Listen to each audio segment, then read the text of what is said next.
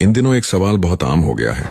अक्सर वो लोग पूछते हैं जो खुद को एथिस्ट या बेदीन कहते हैं। वो कहते हैं अगर अल्लाह रहमान और रहीम है तो जब मासूम बच्चे और औरतें मारे जाते हैं तब वो उन्हें क्यों नहीं बचाता।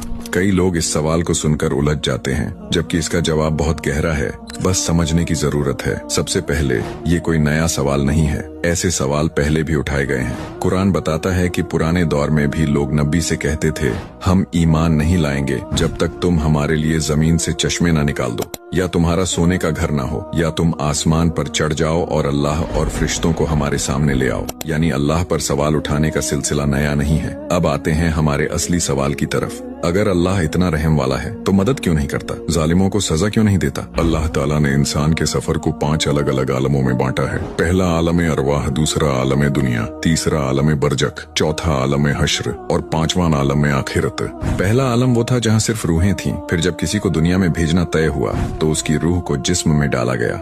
यहीं से आलम दुनिया की शुरुआत हुई और ये दरअसल इम्तिहान की जगह है। इस इम्तिहान में हर इंसान अलग अलग तरीके से आजमाया जाता है। किसी को माल देकर देखा जाता है कि वो कहाँ खर्च करता है, किसी से माल लेकर देखा जाता है कि वो सब्र करता है या नहीं, किसी को ताकत देकर परखा जाता है कि वो इंसाफ करता है या जुल्म। कुरान में अल्लाह फरमाता है हम तुम्हें डर, भूख, माल, जान और फलों की कमी से आजमाएंगे, और खुशखबरी है सब्र करने वालों के लिए। जब दुनिया के किसी कोने में मुसलमानों पर जुल्म होता है, बच्चों और औरतों पर अत्याचार किए जाते हैं, तो ये सिर्फ उन्हीं का इम्तिहान नहीं होता, बल्कि हम सबके लिए आजमाइश होती है। किसी को सब्र से परखा जा रहा है, किसी को हिम्मत से, और किसी को ताकत रखते हुए भी खामोश रहने से। जो लोग सब कुछ देख कर भी कुछ नहीं करते, वो भी दरअसल अपने इम्तिहान में हैं। अब सवाल कि अल्लाह उन्हें बचाता क्यों नहीं, यही तो उसकी हिकमत है। अगर हर जालिम को यही सजा मिल जाए और हर मासूम हमेशा सुरक्षित रहे, तो फिर आखिरत के इंसाफ का क्या मतलब रह जाएगा। कुरान में अल्लाह फरमाता है जालिमों के कामों से अल्लाह को बेखबर न समझो,